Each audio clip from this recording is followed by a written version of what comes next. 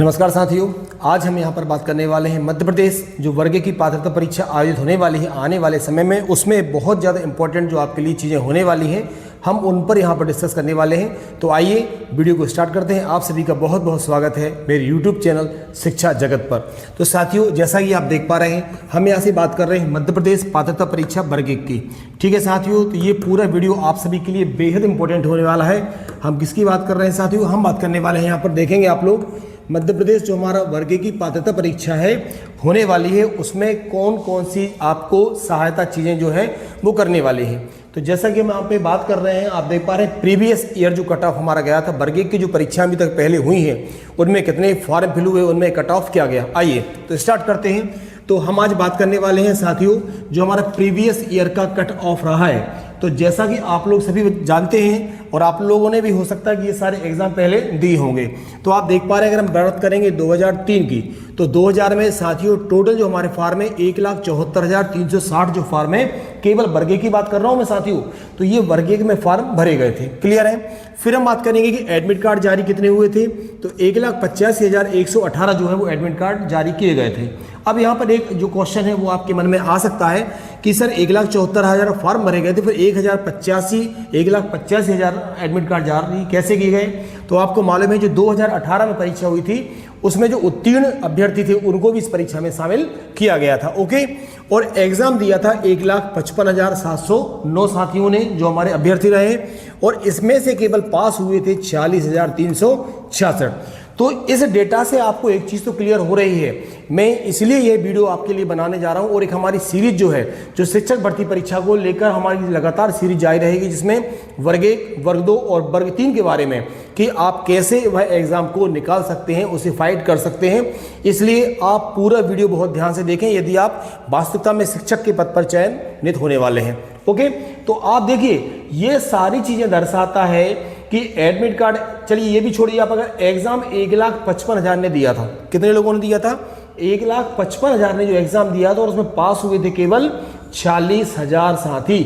तो इसका मतलब क्या है? इसका मतलब यही है, मैं आपसे बार बार यही कह रहा हूं कि हमें अपनी परीक्षा अभी पूरी तन्मयता के साथ, पूरी ईमानदारी के साथ हमें अपनी परीक्षाओं में लगना पड़ेगा। अदरवाइज ये वो साथी हैं जो फॉर्म, जो एग्ज़ाम डेट होता है उसका आने का इंतज़ार नहीं करते, जो नोटिफिकेशन आने का इंतज़ार नहीं करते हैं, वह सतत कंटिन्यूअसली अपनी तैयारी को अभी भी अंजाम दे रहे हैं, अभी भी रेगुलर वह अपनी पढ़ाई को जारी रखे हुए हैं। और वास्तविकता में ऐसे ही अभ्यर्थियों का सिलेक्शन हमारे यहाँ पर होता है। ओके साथियों, देखिए धीरे धीरे समय बीतने के साथ क्या हो रहा है, हमारी जो परीक्षा है वह काफ़ी टफ होती जा रही है। अभी आपने वर्ग 2 का सिलेबस देखा होगा, जिन साथियों ने एग्जाम दिया है जिसका कि रिजल्ट अभी 25 सितंबर में आया था, तो आने वाले समय में डेफिनेटली हो सकता है कि हमें ये परीक्षा और भी कठिन हो जाए, कोई बड़ी बात नहीं है। तो देखिए पहले बड़ा सिंपल होता था, आप जानते हैं कि जो परीक्षाएं होती थी उसमें केवल एक एग्जाम होता था और उसी के बेस पर क्या होता था कि हमारी जो चयन सूची है वो बन जाती थी और उसी में हमारी सर्विस हम एंटर हो जाते थे। लेकिन अब ऐसा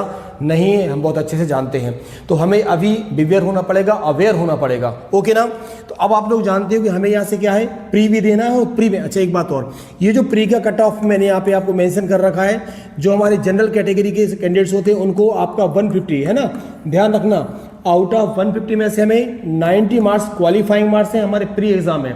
इससे आप नौकरी में नहीं आ जाते, लेकिन आप जो हमारी मेन एग्जाम होता है उसमें बैठने के काबिल आप लोग हो जाते हैं, मतलब उसके लिए कैपेबल हो जाएंगे। यहाँ से ये 75 आपको ध्यान रखना, ये 75 हमारे SC ST OBC और EWS के लिए क्वालिफाइंग मार्क्स होते हैं, और ये होते हैं कौन से एग्जाम में? प्री एग्जाम में। तो प्री एग्जाम में भाई आपको ये भी ध्यान रखना है कि आपका यदि 150 का पेपर आता है, कितने का आएगा? 150 का, 120 आपका सब्जेक्ट रहने वाला है, बाकी 30 मार्क्स जो है आपके वो एक्सेट्रा जो चीज़ें हैं, हमारे 5 सब्जेक्ट हैं, हिंदी, इंग्लिश है, पेडागोजी है। ओके, तो इस तरीके से बाल विकास वगैरह है उनके होने वाले हैं। तो इन चीज़ों पर भी हमें क्या करना है, ध्यान देना ही, या आप लोग अच्छे से समझ लें इन चीज़ों को, अदरवाइज आपको प्रॉब्लम होने वाली है। देखिए मैंने लास्ट वीडियो में भी आपको बताया था कि कुछ ना कुछ हो तो आप पढ़िए, डेली पढ़िए, अपनी पढ़ने की जो कैपेबिलिटी उसको बढ़ाइए। आज 1 घंटे, कल 2 घंटे, परसों 3 घंटे। यदि आप वास्तविकता में सिंसियर होकर इस एग्ज़ाम को फाइट करना चाहते हैं, तो आप नहीं भी पढ़ेंगे तो कोई ना कोई आज भी पढ़ रहा है, और ऐसे ही लोग इस कंडीशन में आते हैं जो मेरिट लिस्ट में आ पाते हैं, क्योंकि उनके दिल से पूछिए जो 1 नंबर से इस परीक्षा से रह जाते हैं। और सबसे ज़्यादा तो मालूम है, अगर मान लो आपको 90 मार्क्स चाहिए और यहाँ पर अगर 89 आ जाते हैं, आपको 75 चाहिए, यदि 74 रह जाते हैं तो आपकी पूरी मेहनत बेकार चली जाती है, क्योंकि आप जो मेंस एग्ज़ाम होता है उसके लिए कैपेबल नहीं होते, आप उसके लिए क्वालिफाई नहीं होते। तो मैं आप सभी से यही कहूँगा कि आप अच्छे से अपनी तैयारी को अंजाम दीजिए, और जब आप ये प्री एग्ज़ाम क्वालिफाई कर लेते हैं तो अगली जो आपकी स्टेप होती है साथियों, वो आपकी होती है मेंस एग्ज़ाम। मेंस एग्ज़ाम में आपका वर्ग की बात करें तो जो भी सब्जेक्ट होता है उसका आपका 100 मार्क्स का एक पेपर होता है, और इस 100 मार्क्स में अभी मैं आपको बता दूं कि जो लास्ट वाला हमारा एग्जाम कंडक्ट हुआ था उसमें इंग्लिश में आपको मालूम है 87 और 88 कट ऑफ गया है, ध्यान रखना, मेंस में इंग्लिश की बात कर रहा हूं मैं।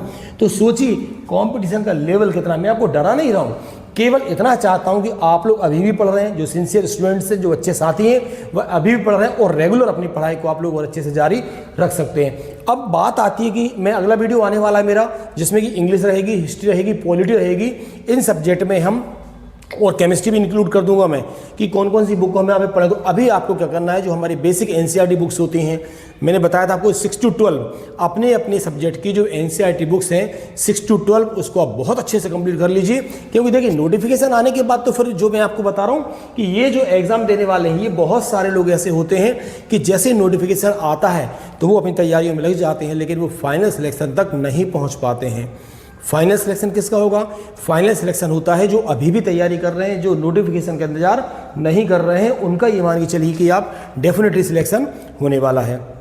मेरा आपसे यही कहने वाला है कि जो एनसीईआरटी बुक्स हैं, जो भी आपके प्रैक्टिस सेट हैं, देखिए कोई सा भी आप प्रीवियस जो ईयर है हमारे, जो एग्जाम हमारे वर्ग एक पात्रता परीक्षा के हो चुके हैं, चयन परीक्षा के हो चुके हैं, ईएसबी की वेबसाइट पर जाकर आप सारे के सारे पेपर डाउनलोड कर लीजिए, उनको आप अच्छे से कवर अप कर लीजिए, उनके नोट्स बना लीजिए अपनी राइटिंग में।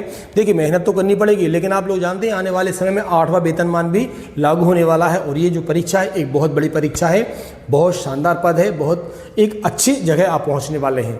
तो इसके लिए हमें क्या करना पड़ेगा, अभी से अच्छी मेहनत आप लोग कीजिए। और मैं इस पे भी पूरी वर्ग 1 और वर्ग 2 वर्ग 3 पर एक पूरी सीरीज चलाने वाला हूं, आप लोगों को तैयारी भी कराने वाला हूं मैं इसी चैनल पे, किस तरीके से हम तैयारी करेंगे और हमें कौन कौन सी गलतियां नहीं करना है साथियों। तो मेरा केवल ये जो मैंने आपके सामने फैक्ट दर्शाए हैं, मेरा आपसे केवल कहना यही है कि हमें एक भी दिन यहाँ पे हमारा वेस्ट नहीं करना, हमारा व्यर्थ समय ना जा पाए, क्योंकि नोटिफिकेशन तो हो सकता है कल आ जाए, परसों आ जाए, या फिर 15 दिन बाद आ जाए, तब हम अवेयर होते हैं। लेकिन हमें अभी से अपना पूरा सिलेबस निकाल लेना है, जो हमारी बिल्कुल बेसिक तैयारी है, अगर वो हमारी बहुत अच्छे से हो जाती है तो यकीन मानिए साथियों आपका एग्ज़ाम हर हाल में निकलने वाला है। तो ये एक छोटी सी इन्फॉर्मेशन लेके मैं आपके लिए आया था। यदि वीडियो आपको अच्छा लगा हो तो वीडियो को लाइक करें, और जो भी साथी हमारे चैनल पर नए हैं वह चैनल को सब्सक्राइब जरूर करें। और यदि आपका कोई भी मैसेज हो, कोई क्वेरी हो, तो आप मुझे कमेंट बॉक्स में मैसेज जरूर करें। Thank you so much.